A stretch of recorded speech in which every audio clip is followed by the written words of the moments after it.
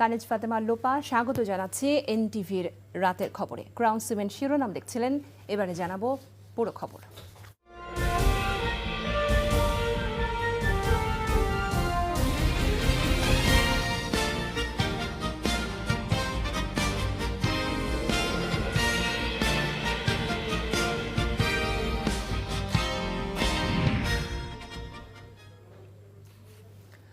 শান্তিপূর্ণ ও উৎসবমুখর নির্বাচন শেষে দেশের বিভিন্ন স্থান থেকে ফলাফল আসতে শুরু করেছে।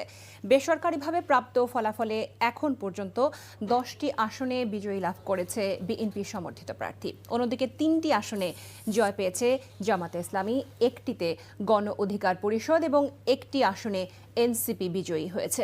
বেসরকারিভাবে ঢাকা 17 এবং বগুড়া 6 আসনে বিএনপি চেয়ারম্যান তারেক রহমান, ঠাকুরগাঁও 1 আসনে বিএনপি মহাসচিব মির্জা ফখরুল ইসলাম আলমগীর, কক্সবাজার 1-এ বিএনপির সালাউদ্দিন আহমদ, লালমনিরহাট 3-এ বিএনপির আসাদুল হাবিব দুলু, ঝিনাইদহ 1 আসনে বিএনপির আসাদুজ্জামান, কিশোরগঞ্জ 3 আসনে বিএনপির ডক্টর ওসমান ফারুক, কিশোরগঞ্জ 6-এ বিএনপির প্রার্থী মোহাম্মদ শরীফুল আলম, সুনামগঞ্জ 2 আসনে বিএনপির নাসির উদ্দিন চৌধুরী, বরিশাল 2-এ বিএনপির সর্দার শরফুদ্দিন আহমেদ শান্টু, পটুয়াখালী 3-এ গণ অধিকার পরিষদের নুরুল হক নূর বেসরকারিভাবে বিজয়ী হয়েছেন।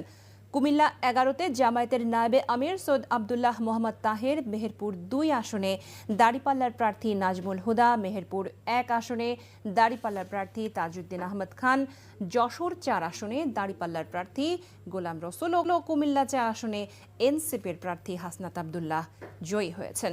এদিকে ঢাকা 15 আসনে এগিয়ে রয়েছেন জামাত ইসলামের আমির ডক্টর শফিকুর রহমান। ঢাকা 11 আসনের একটি কেন্দ্রের প্রাপ্ত ফলাফলে এগিয়ে আছেন এনসিপির আহ্বায়ক নাহিদ ইসলাম। এছাড়াও দেশের 299 আসনে অনুষ্ঠিত বিভিন্ন কেন্দ্র থেকে ফলাফল গণনার কাজ চলমান রয়েছে।